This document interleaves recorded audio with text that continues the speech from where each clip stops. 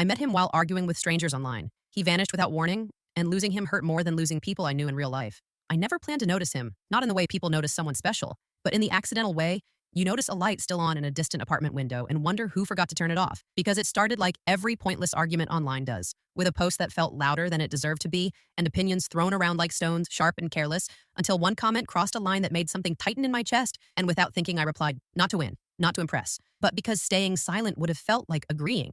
I don't remember the exact words I used, only the feeling behind them, steady and firm and slightly trembling, the kind of honesty that comes out when you forget you're being watched. And then, almost immediately, another reply appeared beneath mine, calm where the rest were cruel, measured where the others were loud, defending my point without repeating it, protecting me without claiming me.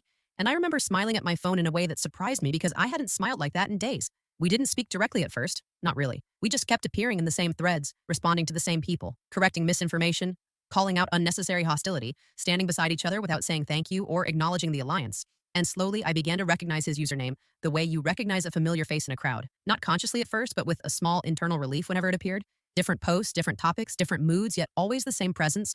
Thoughtful, sharp, and unafraid to be kind in spaces where kindness was usually mocked. And sometimes he replied before I did. Sometimes I followed him into conversations I wouldn't have joined otherwise. And it became a rhythm so natural that I didn't question it, like breathing in time with someone else without realizing you are doing it. If someone attacked him unfairly, I stepped in without hesitation, crafting careful replies as if my words mattered more there than anywhere else. And if someone dismissed me or twisted my intent, he was already responding, steady and clear. And even when we disagreed, there was never contempt, only curiosity, which felt rare and precious. One night, during an especially ugly thread, someone accused him of something ridiculous and harmful. And before I could stop myself, I wrote a long reply defending him, my heart beating faster than the situation deserved. And when he responded, it wasn't to the argument, but to me, simply thanking me for having his back. Nothing dramatic, nothing poetic, just sincerity. And I reread that sentence 3 times as if it might disappear. From then on, something shifted quietly, almost invisibly as we began waiting for each other, recognizing tone, sharing subtle jokes hidden inside replies meant for others, creating privacy in public spaces, and I started checking threads not for the topic but for him, telling myself it was nothing, until the first time he didn't reply, and the disappointment scared me because I realized I felt less alone there than anywhere else. Have you ever felt unexpectedly seen by someone online? After that moment, after the simple sentence that thanked me and stayed with me longer than it should have, I became more aware of how much space he was starting to occupy in my thoughts. Not loudly, not dramatically, but like a song playing softly in the background that you only notice when it stops, because I found myself opening the app without intention, scrolling without interest, just searching for that familiar username as if it were a landmark reminding me where I was. We still didn't message privately, not because it wasn't possible, but because neither of us crossed that invisible line, the one that separates what feels safe from what feels exposed. And there was comfort in keeping everything where everyone could see it because it made the connection feel accidental instead of chosen, as if it was happening to us rather than because of us. Our replies grew longer, more thoughtful, less about winning arguments and more about understanding perspectives. And sometimes we drifted slightly off topic, responding to each other instead of the original post, building tiny conversations inside larger ones. And I noticed how easily I trusted his tone, how rarely I felt the need to defend myself when he was there, how calm replaced the anxiety I usually felt online.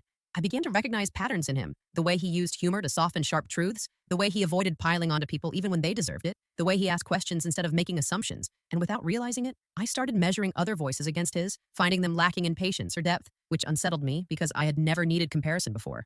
In real life, my days felt dull and stretched thin. Conversations felt rushed or superficial. People spoke but didn't listen, and I found myself saving thoughts for comment threads instead of sharing them out loud because somehow typing them where he might see felt more meaningful than speaking them to people who already knew my face. There were nights I stayed awake longer than I meant to, refreshing threads, rereading old replies, noticing how he remembered small details from things I had said weeks earlier, details no one else acknowledged. And I told myself it was coincidence, that he was just observant, that it didn't mean anything. Yet my heart responded before my logic ever could. The strangest part was how invisible it all was, how no one around me noticed the shift, how I could sit at dinner smiling at my phone and no one would ask why because online happiness doesn't look important from the outside, and I started to fear how easily something so quiet had begun to matter so deeply. Then, one evening, after a long exchange where we defended each other again, he replied with a joke, meant only for me, so subtle that no one else reacted. And I laughed out loud in my empty room, the sound startling me, because it felt like proof, not of love, but of connection. And I realized that somewhere between defending opinions and correcting strangers, he had become the person I looked for first. And that realization settled heavy in my chest, because wanting someone you've never met feels dangerous in ways you don't learn until you're already there. Do you think emotional attachment can grow without direct conversation? Once I admitted to myself that he mattered, even quietly, even without a label, the world around me seemed to rearrange itself in small, unsettling ways, because moments that used to pass unnoticed now felt like interruptions, and every notification carried the possibility of being him, a possibility that lifted my chest before I even checked, which felt foolish and thrilling at the same time. We began replying faster, almost instinctively, as if timing itself had become part of the conversation, and there were days when I could predict his response before it appeared. Not the words exactly, but the tone, thoughtful with a hint of dry humor, firm without being cruel, and recognizing that familiarity made me aware of how rarely I felt understood elsewhere. Still, neither of us crossed into private messages, and that restraint became its own kind of intimacy, because it required trust, patience, and the unspoken agreement that what we had did not need to be named to be real. And sometimes I wondered if he felt the same tension, the same hovering curiosity, or if I was building meaning alone. Real life began to blur at the edges, not because it disappeared, but because it felt less vivid, like colors fading slightly, conversations repeating themselves, days structured around routines that offered no surprise, while online, even silence from him felt charged with possibility, and I hated myself a little for how much that contrast affected me. Friends talked about dates and disappointments, about people they met and immediately dismissed, and I nodded along, contributing when necessary. But inside I felt detached because how could I explain that the most significant connection in my life existed in comment sections, that it grew in public spaces while feeling intensely private, that it asked nothing of me except honesty? There were moments when I almost sent a message, hovering over the option late at night, my thumb pausing as fear rushed in, fear of changing the dynamic, fear of discovering that what felt balanced and mutual might collapse under direct attention, because once you step out of public view, there is no audience to soften rejection. Then, one afternoon, during a particularly heated thread, someone mocked me personally, twisting my words, questioning my intelligence, and before I could respond, he replied with a clarity that cut through the noise, defending not just my point but my intent. And something in that moment felt different, heavier, like a line had been drawn. People reacted, agreeing, applauding, escalating. But all I saw was his reply, how firmly he stood there, how unapologetic he was about respecting me. And when I responded, thanking him in my own understated way, he replied again, directly, asking a question about something I had mentioned weeks earlier, something small, something only someone paying attention would remember. I stared at my screen longer than necessary, a warmth spreading through me that felt dangerously close to hope. Because remembering details is an act of care, and care creates expectation, and expectation is where vulnerability begins. And I realized that if he disappeared tomorrow, the absence would echo louder than his presence ever had.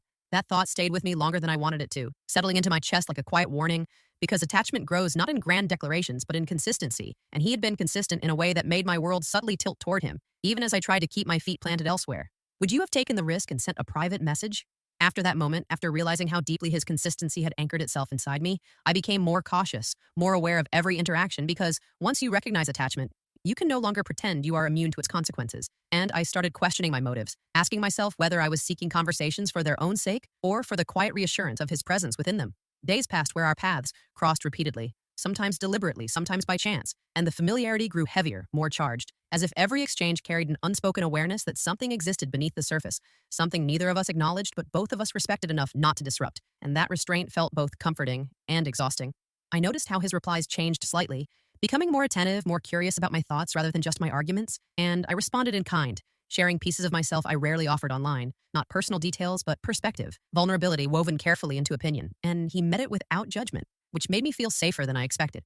There were moments when I caught myself imagining him, not his face, because I didn't have one, but his presence in real space, how his calm might sound aloud, how his pauses might translate into silence, and those imaginings startled me because they felt intimate without permission, like trespassing into a life I wasn't invited to.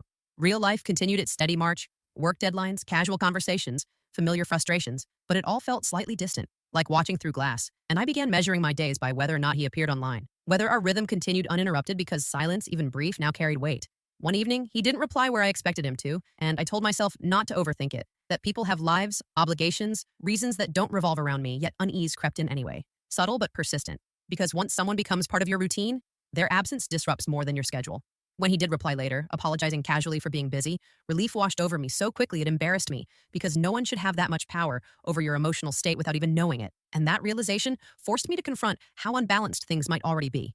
I tried to pull back slightly after that, spacing my replies, reminding myself of boundaries, of the fact that we were still strangers connected by circumstance rather than commitment, and he seemed to sense it, not pushing, not questioning, simply matching my pace, which only deepened my respect for him. Then, unexpectedly during a quiet exchange, he asked how my day had been, not in a generic way, but referencing something I had mentioned earlier about a difficult meeting, and that simple question felt more personal than anything before it because it shifted the focus from ideas to experience. I answered honestly, carefully, and he listened, responding thoughtfully, offering understanding without advice, and in that moment, I felt a connection that no longer fit neatly into the space it occupied, because concern implies investment, and investment changes the stakes. And as I closed the app that night, I knew something irreversible had begun, even if neither of us said it out loud.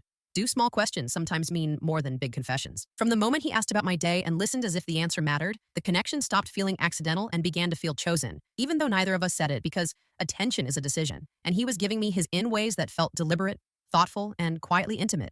We still existed in public threads, still hid in plain sight, but our replies began to carry a different weight, softer at times, more careful, as if we were both aware that something fragile had formed and neither of us wanted to be the one who broke it, and I found myself rereading my own words before posting, not to impress strangers, but to stay true to myself in front of him. He started asking questions that weren't about opinions or debates, but about reasoning, about how I arrived at certain thoughts, what experiences shaped them, and I answered with honesty that surprised me, sharing stories without dates or names. Fragments of my life offered in pieces small enough to feel safe, yet real enough to matter. In return, he shared glimpses of himself, never directly, never with full clarity, but in careful lines that revealed his values, his boundaries, his quiet frustrations with the world, and I listened, not with curiosity alone, but with care. Because when someone reveals themselves slowly, it feels like trust being placed in your hands. I began to notice how my mood shifted depending on our interactions, how a thoughtful reply from him could steady an entire day, while delayed responses unsettled me more than they should have. And that imbalance worried me because relying on someone you don't know can quietly reshape your emotional landscape. Real life continued pressing in, responsibilities demanding attention, people asking questions I didn't have answers for, and I found myself distracted, half present, because part of my mind was always waiting, anticipating the next exchange, and I hated how easily that anticipation replaced things that used to matter. There were moments when I considered stepping back completely, reminding myself that connection without context can be misleading, that you can fill gaps with imagination and call it intimacy. Yet every time I tried to disengage, something pulled me back. Not obsession, but recognition. The sense that I was understood in ways that felt rare. One evening, after a long thread where we both participated less, he replied to one of my comments with a simple statement that lingered longer than any argument, saying he appreciated how thoughtfully I expressed myself, how I made spaces kinder without losing honesty, and that praise, offered without expectation, settled deep inside me. I responded with gratitude, keeping it light, but inside I felt the weight of what wasn't being said. Because affirmation creates vulnerability, and vulnerability invites closeness, and closeness demands courage, and I wasn't sure I had enough of it. As days passed, the connection grew steadier, more familiar, yet also more precarious, because nothing had structure, nothing had definition, and that uncertainty became both the thrill and the threat, and I started to wonder how something that existed so quietly could hold so much power over me, and what would happen if the place we met no longer held us both. Would you have stepped back or leaned in further? The more the connection settled into my daily rhythm, the more fragile it began to feel. Like something held together not by promises or plans, but by timing and mutual care, and I became aware of how easily it could disappear without explanation, because nothing anchored it beyond our continued presence in the same digital spaces. I started noticing gaps where he used to be constant, not dramatic absences, just small delays that stretched longer than before, and I told myself it was normal, that people get busy, that lives exist beyond comment threads, yet my mind filled the silence anyway, inventing reasons, calming itself, then spiraling again when hours passed without his familiar tone appearing. When he did reply, he was the same, thoughtful, attentive, kind, but something subtle had shifted, a slight restraint, as if he were holding back or conserving energy, and that change unsettled me more than distance would have, because presence without depth can feel like withdrawal disguised as politeness. I became more careful, choosing words that didn't demand, replies that didn't linger too long, trying to mirror his pace so I wouldn't seem eager or dependent. Yet the effort itself revealed how invested I had become, because you don't manage expectations unless you fear losing something. At night, alone with my thoughts, I questioned my own attachment, wondering whether I was responding to him or to what he represented. The feeling of being seen without being scrutinized, the safety of connection without physical proximity, the intimacy of words chosen carefully rather than reactions spoken impulsively. Real life began to feel heavier in contrast, not because it was worse, but because it lacked the quiet clarity I found online, where pauses could be intentional and understanding didn't require explanation, and I resented myself for that comparison, knowing how unfair it was to measure tangible relationships against something undefined. One afternoon, after a brief exchange that felt more formal than usual, I closed the app with a sense of loss I couldn't justify because nothing had ended. Nothing had changed overtly, yet the emotional temperature had cooled, and I felt it instinctively, the way you feel a room shift before anyone speaks. I considered addressing it directly, asking if something was wrong, but the risk felt enormous because naming concern can transform it into expectation, and expectation can drive someone away, especially when the connection has thrived on its lack of demands. Instead, I waited, convincing myself that patience was respect, that giving space was mature, that if the connection was real, it would find its balance again, and that hope sustained me longer than it should have. Days passed where we crossed paths less often, and when we did, the exchanges were shorter, still kind, still thoughtful, but missing the ease they once had, and I felt myself grieving something that hadn't officially existed, mourning a closeness no one else knew I had lost.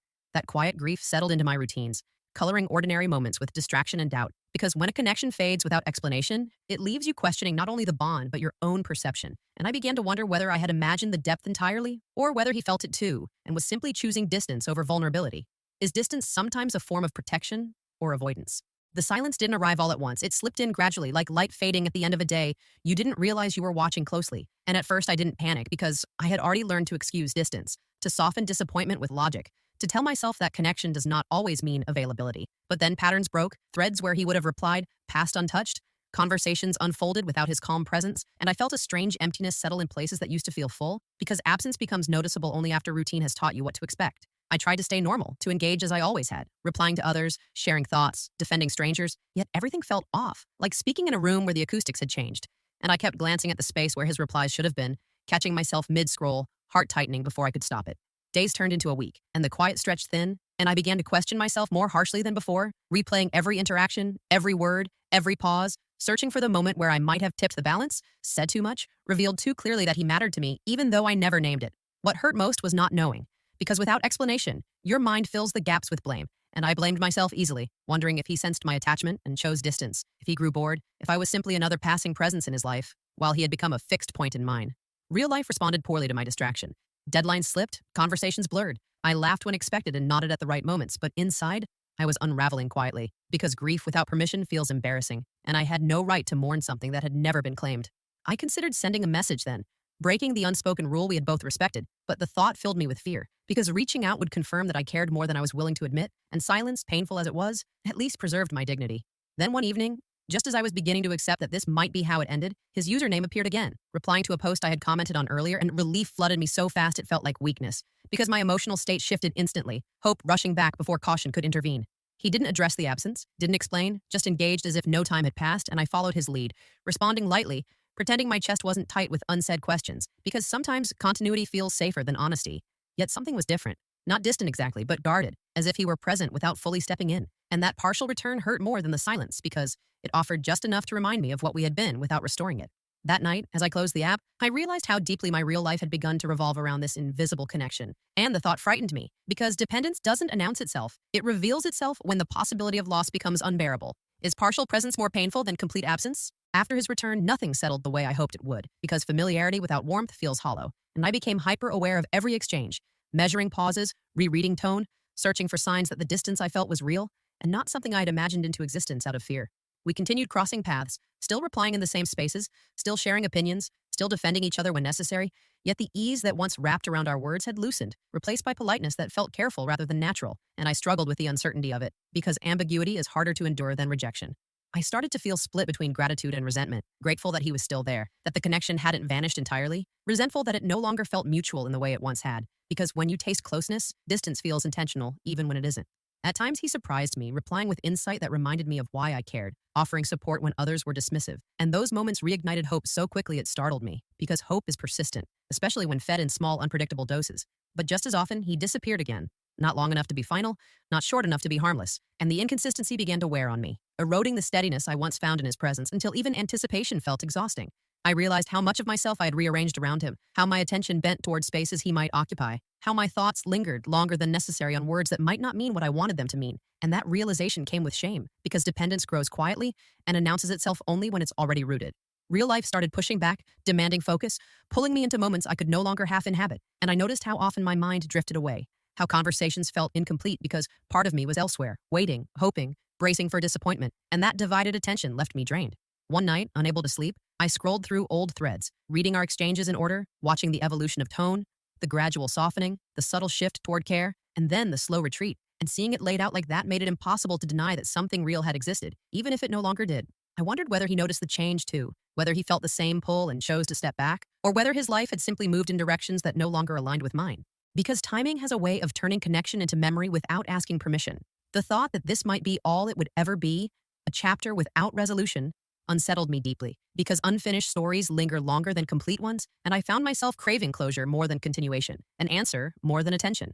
As days passed, I began to consider the possibility of letting go, not dramatically, not all at once, but slowly, loosening my grip on expectation, reminding myself that connection should add to your life, not hollow it out. And yet, even as I told myself this, I kept returning, because letting go of someone who once made you feel seen is harder than holding on to silence. Would you seek closure or choose quiet detachment?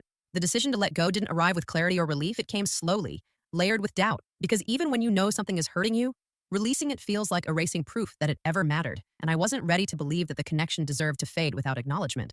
I started responding less, not as punishment, not as strategy, but as self-preservation, choosing silence where I once filled space, and I watched to see if the absence would be noticed, if the gap would invite him forward or confirm the distance I feared had already settled between us. At first, nothing changed. Threads continued without comment. Days passed quietly, and I felt a strange mix of disappointment and relief because waiting had exhausted me. Yet the finality of being unseen hurt more than I expected, as if I had stepped back from a doorway only to realize no one was standing on the other side.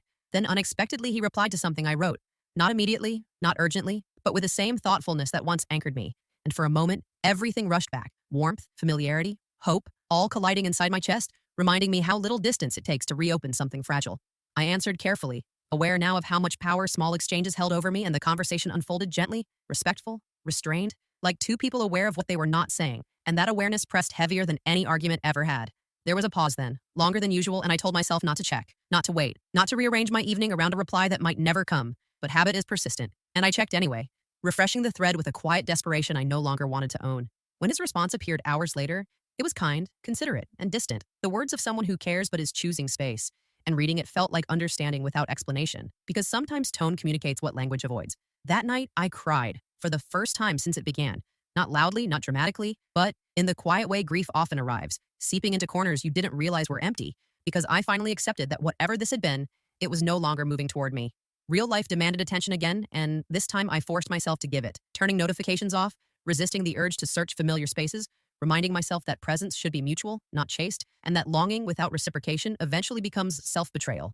Days passed, then more, and the ache softened, replaced by reflection, and I began to see the connection for what it was, meaningful, formative, but incomplete. A reminder that intimacy can exist without permanence, and that not all bonds are meant to survive beyond the moment they teach you something. I still wondered about him, about where he went, about whether he remembered me the way I remembered him, but the questions lost their sharpness, becoming part of the background rather than the focus. And in that shift, I felt the first hint of closure, not given, but claimed. Because sometimes healing begins when you stop waiting for answers from people who have already chosen silence. Would you have walked away sooner or waited longer? Time did what I couldn't at first. It softened the edges without erasing the shape of what had been. And slowly, my life began to reassemble itself around things that existed beyond screens.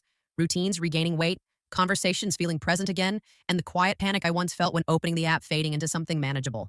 I still visited the same spaces occasionally, not searching, not hoping, just passing through. And when I didn't see his username, it no longer startled me because absence had become familiar, and familiarity, even with loss, eventually loses its sting. There were moments when I wondered if he ever noticed my withdrawal, if he sensed the shift the way I had sensed his, but I stopped chasing those thoughts because wondering no longer served me, and answers imagined are rarely kinder than truth. What surprised me most was how real the grief had been, how deeply something intangible had touched me, and I stopped dismissing it as foolish or embarrassing, because connection doesn't need witnesses to exist. It only needs honesty, and what we shared had been honest, even if it was incomplete. I learned to trust my own experience rather than minimizing it, to accept that love doesn't always arrive with faces or futures. Sometimes it arrives quietly, teaches you what it feels like to be seen, and leaves before you can ask it to stay. Occasionally, something reminded me of him. A turn of phrase, a thoughtful reply from a stranger, a calm voice in a chaotic thread, and instead of pain, I felt gratitude, because he had changed the way I engaged with the world, made me more patient, more careful, more open to nuance. My real life no longer felt like something I escaped from, but something I returned to, carrying lessons instead of longing, and I noticed how I listened more closely, spoke more intentionally, valued presence in ways I hadn't before, because once you experience understanding, you seek it everywhere. I realized that what broke me wasn't his disappearance, but how much of myself I had placed into a space that couldn't hold it forever. And that awareness reshaped my boundaries, teaching me that connection should expand your life, not replace it.